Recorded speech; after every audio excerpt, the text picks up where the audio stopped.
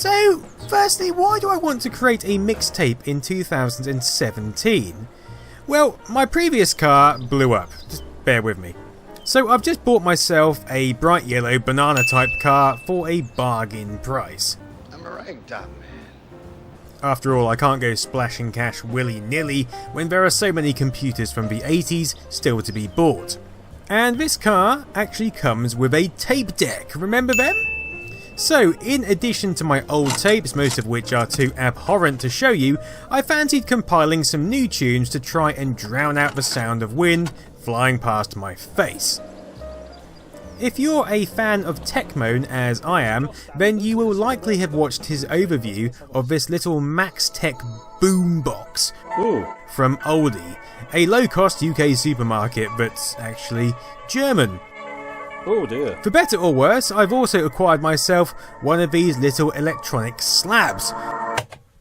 That sounds awful. Although I went for the all-black version, rather than the alternative stainless steel effect model, mainly because this feels more nostalgic for me. It's more in line with the era of hi-fi from the mid-80s onwards, where silver was dropped in favour of sleek black units, awash with a plethora of fake knobs, gauges and flashing lights. A look Alan Sugar termed a mug's eyeful, designed to make cheaper units look like their more expensive counterparts.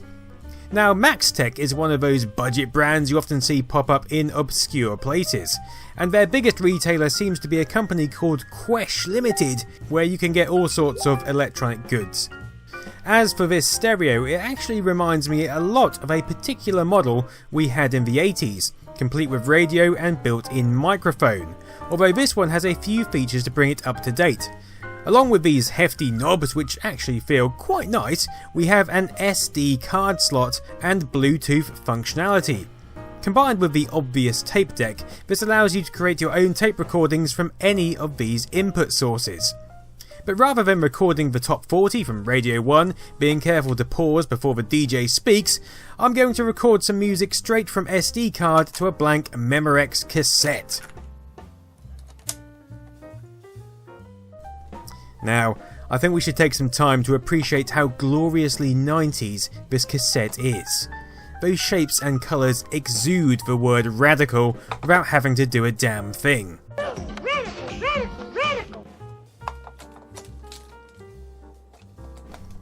After removing the outer foil, we have the task of applying labels to sides A and B.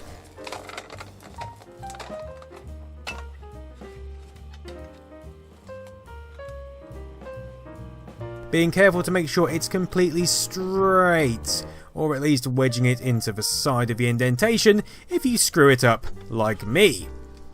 Next up is the music. I'm going to just dump my entire Now 23 album on this card for now. I can then insert the card, flick the unit into the right function, insert the tape, and go. Although the limited 3-button navigation does cause a few issues with lining up the first track.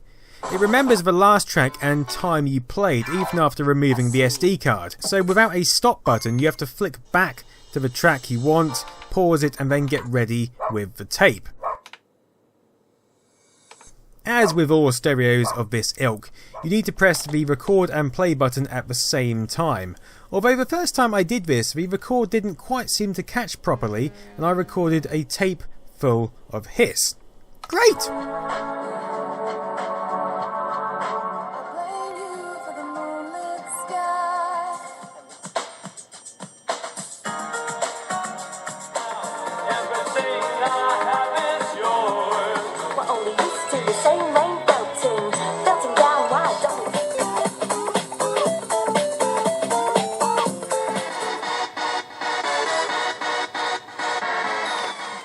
Stopping the tape also proved a problem as the play button kept catching, preventing the stop from working and requiring some fiddling with knobs. So it's not the best build quality in the world, particularly the one I've bought, but once I accustomed myself to its quirks it was fairly plain sailing. Of course you can also just stream music via Bluetooth, but that's a little bit illegal unless you own the tracks of course. I can even record myself from YouTube, but that's perhaps a little narcissistic. Apart from the dubious mechanical quality of the buttons, this thing seems to do all the regular stuff pretty well. I can play my old mixtapes of Sega music I recorded directly from my Mega Drive.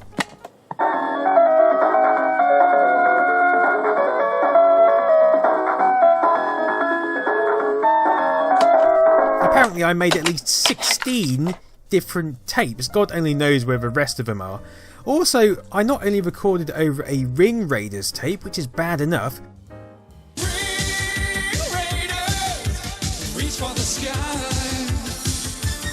but Driller for the Spectrum!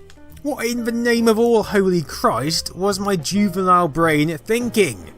Look, I've even still left the tape flapping around over the right protect notches. I am angry with my former self. Funnily enough, Sega are actually running a Sega Forever hashtag promotion at the moment, and were kind enough to send me this tape. Well, after I pointed out that I hadn't actually received one, and other people had, at least.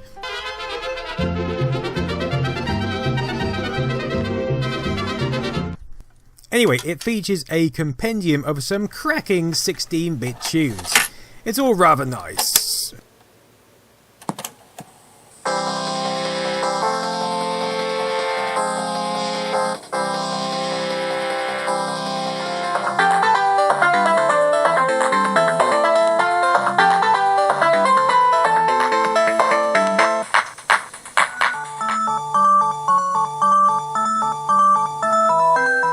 And I don't know, it'll probably end up in one of my Patreon monthly nostalgia boxes.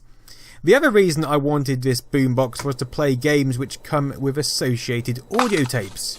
Deus Ex Machina, or Machina, is a great example, and I'll be covering this in the near future. Tuesday evening, after tea and compulsory prayers. The last mouse on earth tried to hide from mankind. Anyway, back to the task in hand. The mixtape is done, and it's full of 90s glee. 80s may have been more appropriate, but it's done now. If I were organised, I'd write the track names on the inner case now and label each side appropriately, but I am not. I'm also fickle, so I prefer to leave these blank, as I'll be recording new tracks over the top of these ones in due course. That is part of the joy of tape. So, it's time to test it out.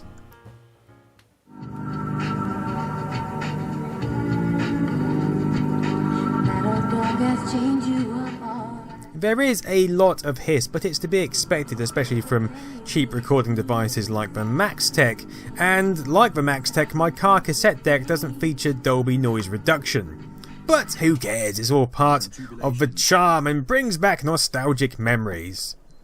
Anyway, I'm about to go cruising and listen to some 90s tunes, so I'll see you next time.